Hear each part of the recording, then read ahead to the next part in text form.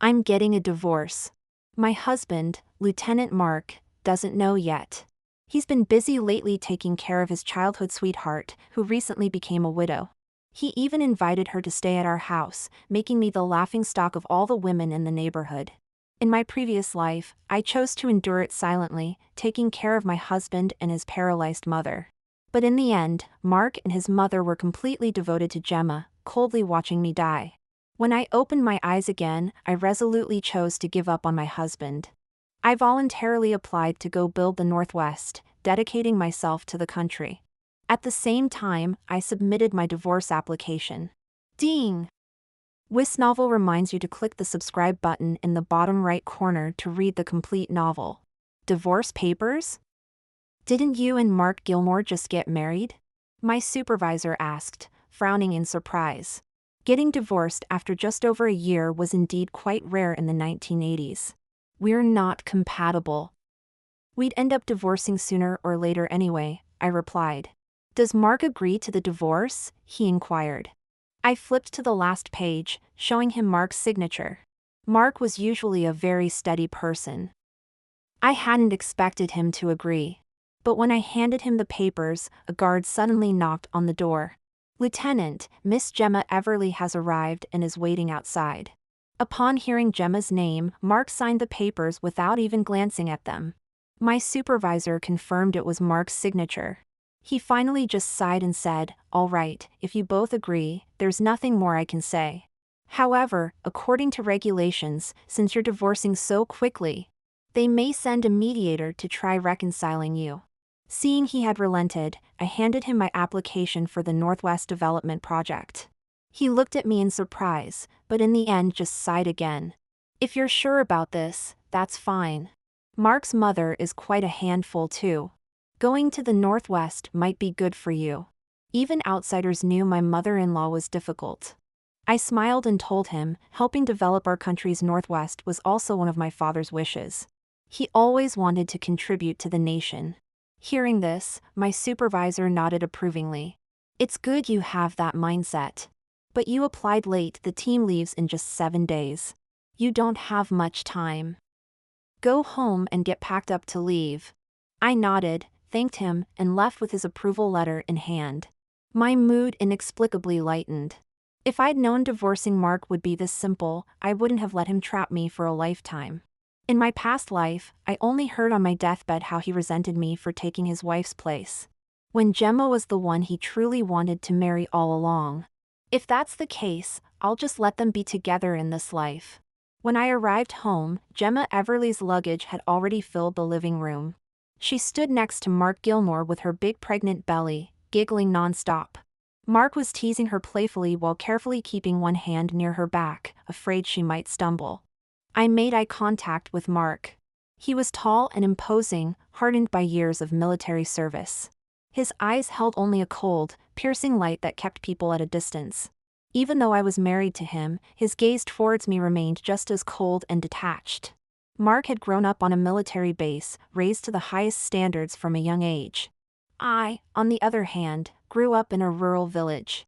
In his words, we were from different worlds. The only reason I was able to marry him was because my father had sacrificed his life to save Mark's father, entrusting me to Mark on his deathbed.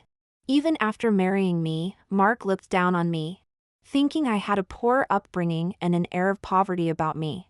Meanwhile, he and Gemma were childhood sweethearts. They were a perfect match, him in the military, her pursuing literature. If it weren't for me, they would already be married. I tried to walk past them to my room, but Mark awkwardly said, "Greta, I've cleared out our room for Gemma to stay in." I glanced over and realized all my clothes had been moved to the spare bedroom. Seeing my silence, Mark hurriedly explained, "Gemma's pregnant. The spare room could be dangerous for her." Our flat had 3 bedrooms and a living room. Mark's mother occupied the medium-sized room. Mark and I had the master bedroom. The spare room was actually meant for our future children. How big could a nursery be? He thought the spare room was too small and didn't want to inconvenience Gemma. So he decided to squeeze me into that tiny space instead. But this was fine by me. The spare room was too small for both of us, so he'd have to sleep on the sofa. I wouldn't have to face him these last few days. Seeing I still wasn't responding, Mark started to say something else. I replied emotionlessly. All right, I understand. She's pregnant, you should take good care of her. Then, under their surprised gazes, I went to organize my things. All afternoon, Mark noisily helped Gemma unpack. He even bought matching couples' toothbrushes for her. Meanwhile, my toothbrush had been tossed who knows where. In the past, I definitely would have gotten into a huge fight with Mark over this. Now, I just smiled. I didn't even want the man anymore. Why would I care about a toothbrush? After dinner, Mark came to find me. In the dim light, his expression was hard to read. I said nothing as he helped make the bed for me. In 2 lifetimes, this was the first time he'd ever helped with housework. I frowned at him. Mark got to the point. Greta, I may not be able to contribute to household expenses this month. He pursed his lips and continued. Gemma's pregnant and her health isn't great. I want to buy some nutritional supplements for her. Mark probably knew this wasn't appropriate and his face reddened with embarrassment. I didn't really care. Even before Gemma arrived, Mark hadn't been giving me his full allowance. He said men had some extra expenses. But I knew he was secretly sending all the money he saved to Gemma, worried she might be mistreated by her in-laws. I said, that's fine. How you spend your money is your business. You don't need to ask me about it in the future. Mark was taken aback. In his eyes, I had always been stingy about money. He couldn't believe I'd agree so readily. He grabbed my hand and asked, "Are you angry?" Before I could answer, Mark heard Gemma complain that the bathwater temperature wasn't right. Without a second thought, he let go of my hand and rushed into the bathroom like an eager schoolboy. In my past life, after Mark brought Gemma over, he took care of her regardless of the occasion. The women in the neighborhood saw this and mocked me for not being able to keep my husband in check. I told him I could help with these things. And that since he was married, he should maintain boundaries with Gemma. But because of this one sentence, he didn't speak to me for half a year. I always thought it was because I hadn't done well enough, which led to this result. But now I understand, he didn't like me, so anything I did was wrong. In my previous life, Gemma lived in our house for nearly 10 years. During those 10 years, Mark unfailingly subjected me to emotional abuse. I thought if I diligently did my best, he would recognize my worth. I managed the household chores and cared for his bedridden mother. Before I died, I learned that his mother resented me for not being able to give the Gilmore family an heir. She had countless times deliberately left me out, creating opportunities for Mark and Gemma to be alone together. I was so angered by their family that I had a stroke and was hospitalized. In the end, his mother threatened me. "If you can't bear children, stop monopolizing my son, or I'll have your father's grave moved right now. My son has been lonely for half his life because of you. Now make room for Gemma immediately. What right do you have to be the Gilmore family's daughter-in-law?" Only then did I realize that because I couldn't get pregnant. His mother had decided I had physical problems and had always resented me for hindering the Gilmore family's legacy. Gemma, on the other hand, won his mother's favor because she could bear children. I hated them. I refused to sign the divorce papers. But his mother actually had people dig up my father's grave to threaten me. In the end, I was literally angered to death by their family. Not long after I died, Mark and Gemma got their marriage certificate. I was carelessly buried. Now that I've been reborn, I swear I won't care about any of them anymore. The bedridden mother-in-law, whoever wants to take care of her can do so. The cold and indifferent husband, whoever likes him can go make him happy. In this life, I just want to live for myself. Early the next morning, Gemma whined pitifully. "Why aren't there any eggs?"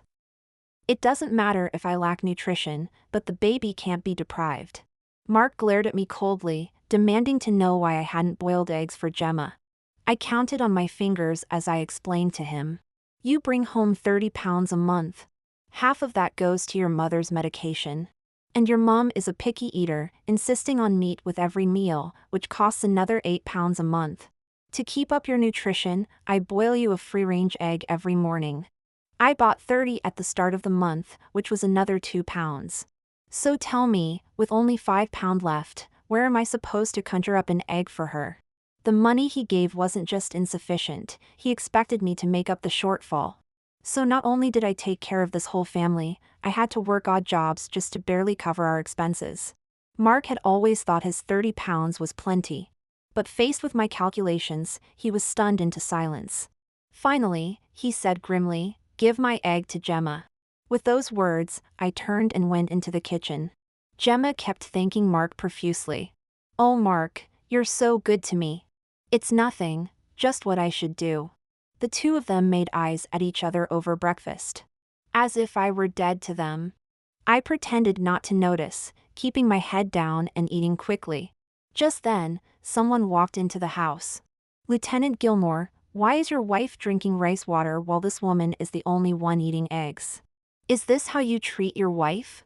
I glanced at the badge on the newcomer's chest and realized he must be the mediator sent down. Mark looked confused and immediately turned on me. "Greta, who is this?" Before I could explain, Gemma said in a weak voice. "Greta, I know you're unhappy about me moving in. But to blatantly find another man to back you up like this, where does that leave Mark? If you really dislike me that much, I'll move out as soon as I can." With that, she let a delicate tear fall. Mark's heart ached for her, and he glared at me accusingly. The mediator looked around and angrily said to Gemma, "Don't you dare spread such vicious lies." Mark fixed his cold eyes on me. I knew he must have believed Gemma's words. The mediator tried to explain on my behalf, but I shook my head. Let him think what he wants. No matter what I say, he always assumes the worst of me. The mediator said to me, "Greta, don't be afraid. I'm here to uphold justice for you. If anyone's been bullying you, just say the word." For some reason, hearing this enraged Mark. He grabbed the mediator by the collar, about to hit him. I rushed to stop him. He demanded, "What's your relationship with him, Greta? He's standing up for you, do you think I'm dead?" My heart instantly went cold. Every day I got up early and went to bed late, doing housework and caring for his bedridden mother. Any spare time I had was spent earning money for the family. In his mind, I somehow still had time to carry on with other men? I stared at him coldly. We glared at each other, both too stubborn to back down. Seeing the tense atmosphere, the mediator sighed. "If that's how it is, I don't think mediation will help. Divorce would be better." "Divorce? What divorce?" Mark demanded. "Oh Mark, my stomach hurts so much." Gemma suddenly clutched her belly and collapsed. Mark didn't hesitate for a second, rushing over to soothe Gemma's stomach. The two of them embraced like a real married couple. After a while, Gemma's face was still contorted in pain. Mark scooped her up and ran for the door. Gemma implied that I had poisoned her breakfast. And Mark actually believed such an absurd accusation. Before leaving, he warned me. "Greta, don't let me find out you tampered with her food. Otherwise, don't blame me for disregarding our marriage." Hearing those words, I had to grip the table to keep from collapsing. In his eyes, I was so petty and vicious that I would poison a pregnant woman. The mediator reached out to steady me, and finally said, "There's no point in mediation. Don't worry, the divorce papers will come through in a few days." Getting that confirmation, I let out a sigh of relief. Now I was certain that I had to leave Mark Gilmore. Time and again, Gemma slandered me, and he never once chose to believe me. The human heart is made of flesh, and this is how it gradually loses hope. After happily seeing the mediator off, I turned to find Mark's mother suddenly behind me in her wheelchair. "Divorce? Is this your lover from outside? You've betrayed my son, carrying on with other men?" I gave her a cold look. She shrank back, losing her earlier bravado. "I will divorce your son, but I have never been unfaithful to him," I reminded her. Mrs. Gilmore always had a big mouth. If she decided I was cheating, by tomorrow the whole estate would hear I had a lover. In my past life, even though I was just working outside to earn money, she insisted I was seeing someone. She embellished the story and told everyone on the estate. Before long, my reputation was ruined. No one wanted anything to do with me. When I told Mark, he just said I should reflect on myself. Why can everyone else make friends except you, Greta? Think about it. It drove me into depression. For a long time, I was on the verge of ending my life. But in this life, I absolutely refused to destroy myself again. Ignoring his mother's glare, I went to my room to pack. Mrs. Gilmore kept making snide remarks in the courtyard. Can't have children yourself, so you go after a pregnant woman's baby. Some people are just that wicked. I smiled to myself. What good was being able to have children? If I gave birth to someone like Mark Gilmore, I'd probably regret it for the rest of my life. For several days, Mark Gilmore didn't come home. During this time, someone delivered the divorce papers. When I finally saw Mark again, I thought I was seeing things. He rushed back home, looking travel-worn, and explained to me with a hint of guilt in his eyes. I was wrong to blame you that day. Gemma was just experiencing normal contractions. Mark placed a few chocolates in my palm. He rarely treated me well, let alone bought me such expensive chocolates. Only for Gemma would he be so generous. He watched me carefully, his eyes brimming with expectation. I ignored his gaze and casually put the chocolates on the table. As I stood up, Mark grabbed my wrist. "Why aren't you eating them?" I pulled away, taking a step back. "Why should I?" he said anxiously. "Don't you love them?" "I bought them for you, why won't you eat them?" Only he thought I loved chocolates. Mark had always assumed that since I came from the countryside, I hadn't seen many nice things. When we got engaged, he gave me a chocolate that Gemma loved. He thought that if Gemma loved it, I must like it too. That day, he looked at me with the same expectation. And to save face for him, I forced myself to swallow it in front of him. He's always believed that I really liked these city treats. In truth, I hated the cloying bitterness. I ate it then because it was from him. But now, just smelling it and thinking about how he must have given countless chocolates to Gemma made my stomach churn. I pushed past Mark and crouched in the toilet, throwing up. He stood in the doorway, his face so dark it could drip water. Not long after, he voluntarily moved my things back to the master bedroom. He pulled me along, wanting us to sleep together. Fortunately, I had prepared 2 separate duvets in advance. So we slept on opposite sides of the bed. After a while, Mark finally spoke. "Greta, Mom wants you to go to the hospital for a checkup." In the darkness, I frowned, wondering what his family was up to now. Then Mark explained. "We've been married for so long without having a child. You should go for a checkup to see if there's any problem with your body." I remained silent for a long time, memories from my past life resurfacing, making my heart ache. Finally, I said, "All right, I'll go for the checkup. But to be safe, you should get checked too, to see whose problem it really is." I reminded him. After all, both men and women are responsible when it comes to pregnancy. Mark didn't dwell on it. He was confident that there couldn't be any problem with him. But in my past life, I had already been to the hospital behind his back. The test results showed that I had no issues at all. To protect his ego, I never told him. The next day, after Mark and I finished our checkups, we unfortunately ran into Gemma, who was at the hospital for her prenatal care. Mark explained to her why we were there for checkups. Gemma then covered her mouth and laughed. "Mark, you can't force having a baby, you're too impatient. But I have some secret tips. You go out first, and I can quietly tell Greta. It'll help you have your own baby sooner." I immediately refused. "I don't want to hear it, you don't need to say anything. A woman's intuition told me that Gemma didn't like me. She certainly wouldn't share any secret tips with me." But Mark stopped me. "Greta, I want to have a child soon. Listen to what Gemma has to say, it won't take long." With that, he walked out, even closing the door behind him. I looked at Gemma warily. She came over and held my hand intimately. I felt uncomfortable and pulled my hand away.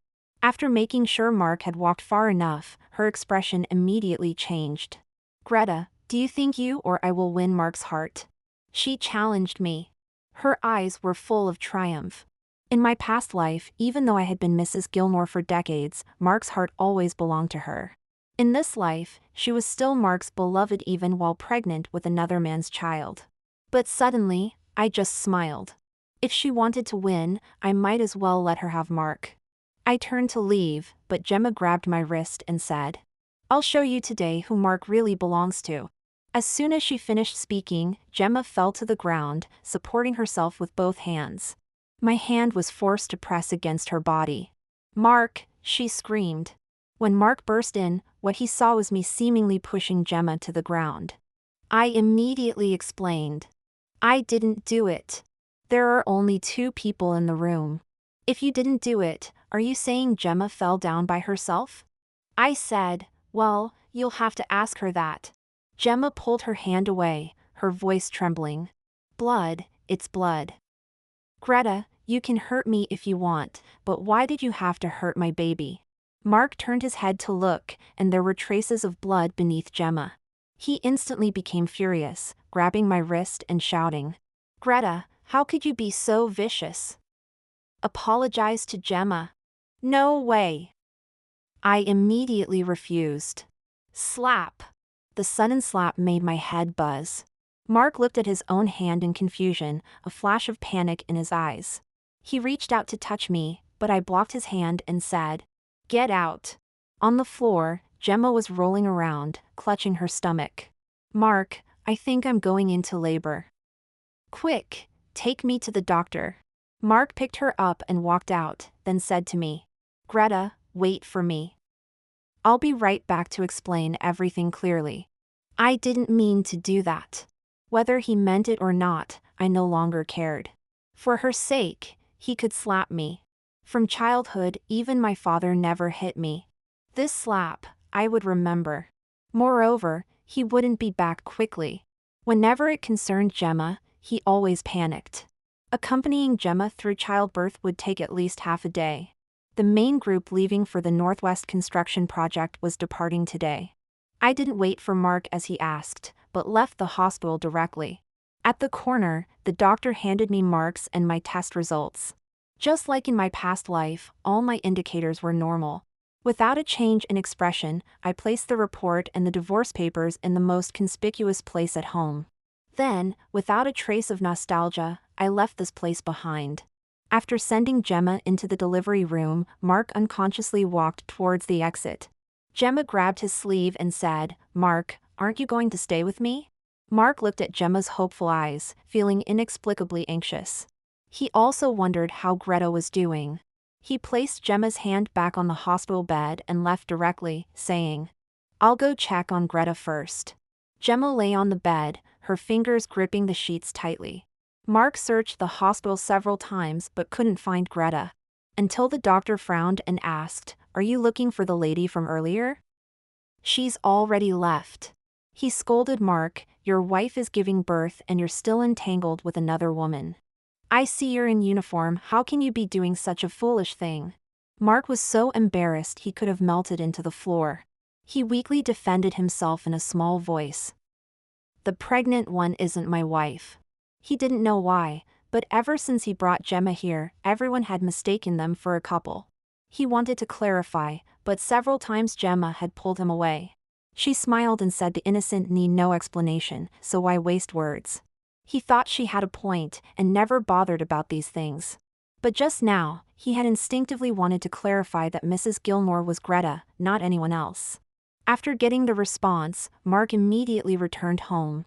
But after searching around, Greta was still nowhere to be found. Mark went into their room and discovered that the bag Greta's father had given her was gone. He called the guard to inquire. The guard said, "Lieutenant, it seems the madam left carrying some belongings." Left? He remembered Greta never wandered off. She always stayed at home cooking meals for him or diligently taking care of his mother. After marrying him, she hadn't even made any friends. How could she suddenly leave? "Why didn't you tell me?" Mark suddenly raised his voice. The guard trembled in fear, but still reminded him. "Last time you argued with your wife, you said not to report her movements to you anymore." Mark had indeed said such a thing. But he never imagined Greta would leave without a word. After the guard left, Mark collapsed onto the bed, dazed and confused. His mother called his name several times, but he didn't respond. "Has Greta left?" "Mark, I think this is for the best. After all, you only married her out of obligation. Besides, what use is a hen that can't lay eggs? Mrs. Gilmore cursed angrily. Mark wearily asked his mother to stop talking. He was still here, yet his mother was cursing Greta like this. He couldn't imagine how Greta must have been humiliated after he left. Don't you dislike her? Now you can be with Gemma. You two grew up together and know each other well. Mom. I never thought about separating from Greta. Mrs. Gilmore was stunned by Mark's angry shout. This was the first time her son had defied her for another woman. Mark disliked Greta's lack of culture and her uncouth manners. But her father was his father's lifesaver. He couldn't bring himself to not marry her, nor could he bear the thought of being criticized behind his back. He sat there, lost in thought, then suddenly stood up, wanting to go find her. At that moment, he saw Greta's lover suddenly appear at the door. The mediator handed Mark a document. This is the extra guarantee letter from Greta. Mark took a closer look and was shocked by its contents. I, Greta Thornton, voluntarily participate in the Northwest Development Project. If any accident occurs, I will take full responsibility, and no one else will be held accountable. Mark grabbed the mediator's collar, his eyes bloodshot. Greta went to the Northwest? How is this possible? I'm her husband, doesn't she need my consent to go to the Northwest? Is there something wrong with your procedures? The mediator sneered. You still remember you're her husband? You give others eggs while your wife eats plain porridge. Have you ever noticed how many grains of rice were in her bowl? Also, didn't Greta give you the divorce certificate? You're already divorced, so naturally she can go wherever she wants. Mark's mind exploded. Greta went to the Northwest. And she divorced him. Why didn't he know about this? He had noticed Greta acting strange lately. Before, her eyes would follow him wherever he went. Recently, she had been packing things on her own, not even glancing at him. He thought she was just jealous because of Gemma Everly's arrival and didn't pay much attention to her. Seeing Mark's dazed expression, the mediator handed him the document. Lieutenant Gilmore, this is your signature. Mark's hands trembled as he held the document. He looked down and saw his own handwriting on the signature line. He suddenly remembered the night Gemma arrived, Greta had handed him a document to sign. He thought it was just some unimportant paperwork and signed it quickly before rushing out to meet Gemma. It turned out to be a divorce agreement. Mark steadied himself against the table corner, barely able to stand. Does Lieutenant Gilmore regret it now? If you had treated your wife better, the organization would have helped mediate your relationship. But look how you treated Greta. You yelled at her and scolded her, yet embraced another woman as you left. Lieutenant Gilmore, to think Greta's father was your family's lifesaver. Mark couldn't even lift his head after being scolded like this. He caught a glimpse of something red on the corner of the table. He rushed over to find the divorce certificate and medical report. Mark crushed the divorce certificate in his hand, the pieces falling to the ground. His eyes reddened. It doesn't count, none of this counts. Apply to the organization immediately, I'm going to the Northwest. He made a swift decision, determined to go after her himself. You're not allowed to go. Mrs. Gilmore blocked Mark's path. If you dare go find Greta again, I swear I'll die right in front of you. Let me tell you, as long as I'm alive, I won't allow you to be with that harbinger of misfortune. He knew his mother had always disliked Greta for being from the countryside. More importantly, Greta hadn't gotten pregnant in the year and a half since their marriage. His mother had always been very dissatisfied with Greta. He had never told his mother that he didn't want to touch Greta either. In over a year, apart from their wedding night and the night he learned of Gemma's pregnancy, he had never been intimate with Greta. Moreover, when he just opened the report, he nearly fainted from anger. Our Gilmore family needs someone to continue the bloodline. Mark, Gemma just had a child and has experience. Marry her immediately and have a child. Hearing this, Mark finally exploded. He slammed the report on the table with a bang and shouted, "Enough! Mom, there's nothing wrong with Greta's body. I'm the one who can't have children. It wouldn't matter who I marry." Mrs. Gilmore looked at Mark in disbelief, as if she was convinced this was just an excuse he made up to defend Greta. But Mark had never lied to her before. Finally, she picked up the document on the table with trembling hands, and clearly saw the words extremely low sperm motility written on it. At that moment, her heart clenched, and she fainted on the spot, falling straight back into her wheelchair. Mrs. Gilmore was rushed to the hospital and fell into a coma for a while. Gemma gave birth to a son, and both mother and child were safe. Mark didn't know why, but seeing Gemma holding the baby made him inexplicably irritated. Gemma handed the baby to him, saying, "Mark, why don't you name him?" Mark directly refused her. "No, I'm not the child's father. It wouldn't be appropriate." Gemma was stunned. Mark had always been fond of her. When he learned she had lost her husband, he was the one who actively suggested she come stay with him so he could take care of her frequently. But why did everything change when she had a child? Mark turned and walked out, unconsciously coming to the VIP room where he had slapped Greta that day. It was then he realized this VIP room had surveillance cameras. When he saw the contents of the surveillance footage, his heart nearly stopped beating. The next second, he punched the wall with both fists, startling the people in the monitoring room. Gemma's eyes lit up when she saw Mark, like a deer's, even though she had just given birth. She glanced at Mrs. Gilmore still lying in the hospital bed and said reproachfully, "Your mother had been in a coma for so long, yet Greta hasn't come to visit once. I wonder if she even considers Mrs. Gilmore her mother-in-law at all." Gemma kept talking to herself, completely unaware of Mark's increasingly dark expression. "Mark, do you think Greta might be seeing someone else?" She turned her head, only to find Mark glaring at her with a gloomy face. Slap! Mark's hand flew across her face. Years of exercise had made him muscular, and the slap knocked one of Gemma's teeth loose. "Mark, why did you hit me?" Even at this point, Gemma still played weak to gain Mark's sympathy. It wasn't until Mark dragged her to the surveillance room and showed her the footage from that day that Gemma gradually lost her smile. Meeting Mark's eyes, she realized she had never noticed before that this man wanted to kill her for Greta's sake. She shrank into the corner, terrified. Her hair disheveled, and she looked like a madwoman. Mark instructed the security guard, "Send her away tomorrow morning." Gemma looked at Mark with tears in her eyes, utterly desperate. "I don't want to go back, Mark. I'm begging you, don't send me away." Without her husband, her in-laws and son beat and cursed at her. She had finally escaped and started a new life. She refused to go back to serve that family. She couldn't possibly leave Mark. But once Mark made a decision, there was never any going back. He didn't spare Gemma another glance as he went straight home. That night, Gemma got Mark drunk and climbed into his bed. "Mark, after tonight, I'll be your woman." Unfortunately, she underestimated the discipline of a military officer. Even in his drunken haze, Mark threw her out with one hand. Gemma's plan backfired, and she broke a rib in the fall. But Mark always kept his word. He had people take Gemma away that very night. Lying in bed, he realized Gemma's things were everywhere. The bedsheets Greta bought, Greta's towel, Greta's toothbrush, all piled in the corner. His heart ached unbearably. The only thing Greta had left behind was the diary where she marked the countdown. He opened it and saw that on the day he signed the divorce papers, Greta had first drawn a heart, but then crossed it out. He called the guard and asked what day that was.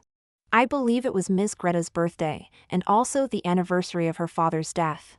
The day Greta's father passed away? How could he have been so foolish? Before Greta gave him the divorce papers, she had asked him to have dinner together. If he had agreed to eat with her, would she have chosen not to divorce him, not to leave him? But he had refused her. Mark's head throbbed painfully as memories of Greta's hurt expression flooded his mind. He realized his heart was already full of her. The way she thoughtfully helped him dress. The way she argued for him. The way she cried when feeling wronged. Each memory was so vivid. But he had truly lost her forever. "Lieutenant Gilmore, if there's nothing else, I'll be going now." Mark suddenly looked up and said without hesitation. "Report to headquarters. I want to be stationed in the Northwest." Since Greta went to the Northwest, he would follow her there. North or south, east or west, he refused to believe Greta could escape from his grasp. "I saw Mark Gilmore again after 2 years. He had been transferred to the Northwest and came straight to me without even going home first. When I saw him, I smiled. In those 2 years, he seemed to have aged nearly a decade. His hair had turned white, and wrinkles had crept onto his handsome face. Now, I could calmly look him in the eye. But Mark acted like an awkward teenager, fidgeting as he looked at me. He grabbed the heavy items from my hands and loaded them into the car. "You're a woman, why are you doing such hard work?" he exclaimed. Hard work? I didn't tell him that taking care of his mother had been even more exhausting. She disliked me and would hit or scold me at the slightest provocation. At 3 a.m., she would demand breakfast. I could have tolerated all that. The hardest part was that no matter how well I did, she never gave me a kind word. In my previous life, she had deliberately made things difficult for me, sending me on errands hundreds of miles away. And she did all this to create opportunities for Mark and Gemma to be alone together. What kind of mother-in-law would encourage her son to have an affair like that? Thinking of these things still made my heart ache. Mark told me his mother had suffered a stroke and remained in a coma. She would likely never wake up. He said he was alone now and asked if we could be together again. To be fair, Mark had become a lieutenant at a young age. Now that there were no more family complications, he would have been an ideal life partner. But I told him, I've joined the army. He looked at my chest in surprise. He never expected that a village woman like me would one day join the army. I didn't miss the fleeting look of admiration in his eyes. I added, and I've been promoted. I'm being transferred to the capital. As soon as I said it, the light in Mark's eyes suddenly dimmed. He had spent 2 years begging for a transfer to the Northwest. But just as he arrived, I was leaving. Military transfers weren't simple matters. You might only get 2 chances in a lifetime, and each time you'd have to wait at least 8 to 10 years. He gripped my hand and pulled me into his arms, saying in a muffled voice, "Can't you stay for me?"